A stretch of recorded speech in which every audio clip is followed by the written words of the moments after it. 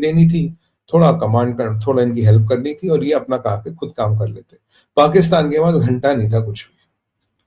और फिर इस बम को लेके जब ये बना तो मुशर्रफ के टाइम में पाकिस्तान अमेरिका ने इसका कंट्रोल ले लिया, ताकि आइडिया ये था कि जिहादियों के हाथ नहीं जाएगा। आइडिया क्या था भाई, मुल्क ये पाकिस्तानी जनरलों से बड़ा बड़ा जिहादी कौन है साला दुनिया में, तो जिहादी तो यही है सबसे बड़े, तो इनके जिहादियों के हाथ क्या जाएगा, खुद सबसे बड़े जिहादी है, ईमान तकवा जिहाद फिजिबिल्लाह वाले हैं, तो इनका तो इनसे बड़ा जिहादी कोई है नहीं।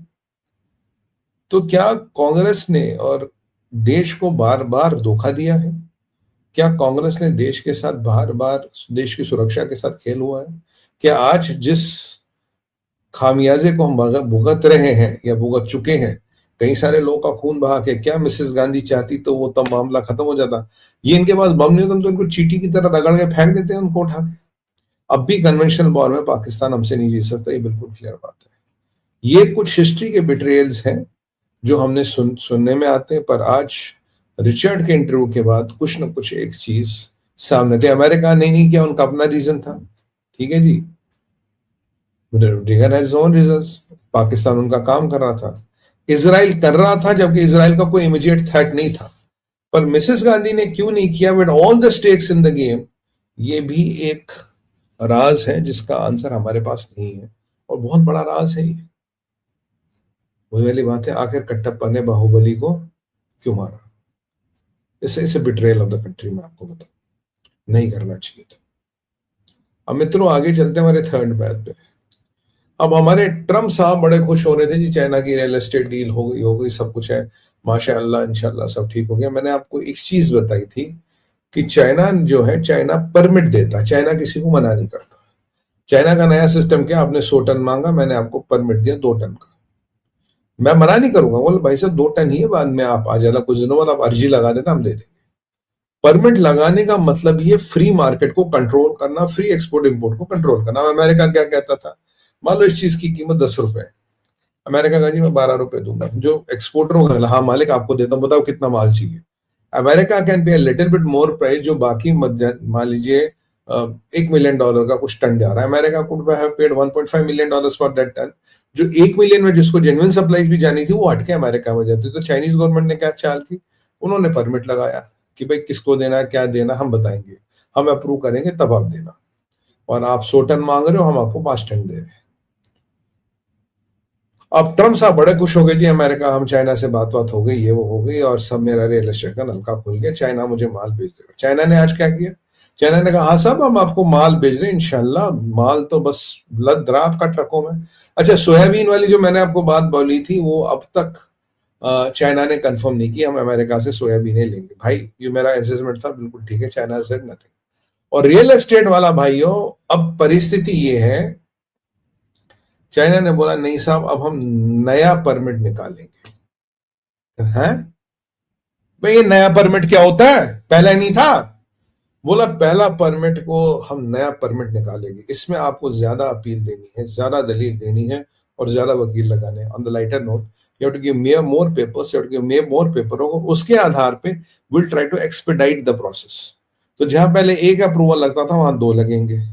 तो अब अमेरिका का डोनाल्ड ट्रंप इसमें भी विक्ट्री मनाता, कहता देखो जी मैंने चाइना का सिस्टम बदल दिया, अब चाइना मुझे फटाफट माल देगा। पर सवाल ये है, जो चाइना से खबरें आ रही है, जो नया परमिट बनेगा इसको लगने में 1 साल होगा।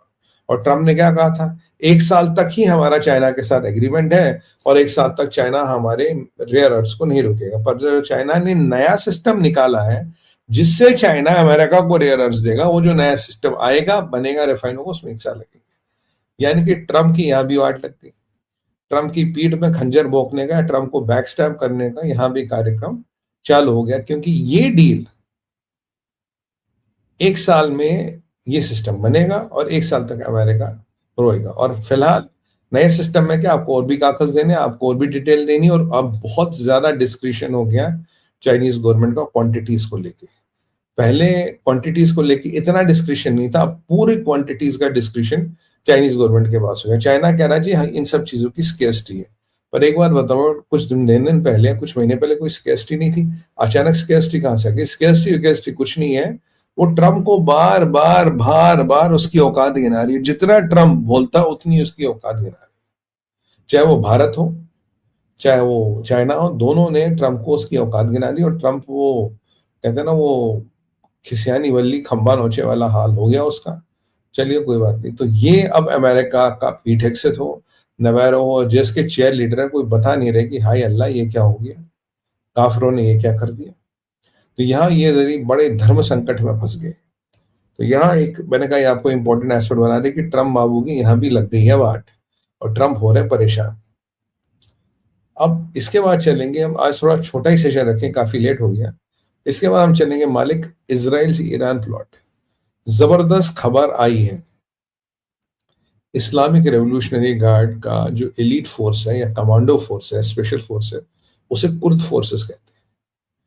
कहते हैं कि इजराइल का एम्बेसडर टू मैक्सिको, उसको मारने का साजिश प्लॉट आईआरजीसी ने बनाया और कुर्द फोर्स को ये प्लॉट एग्जीक्यूट करने का काम मिला कि आप जाइए और ये काम करके आइए।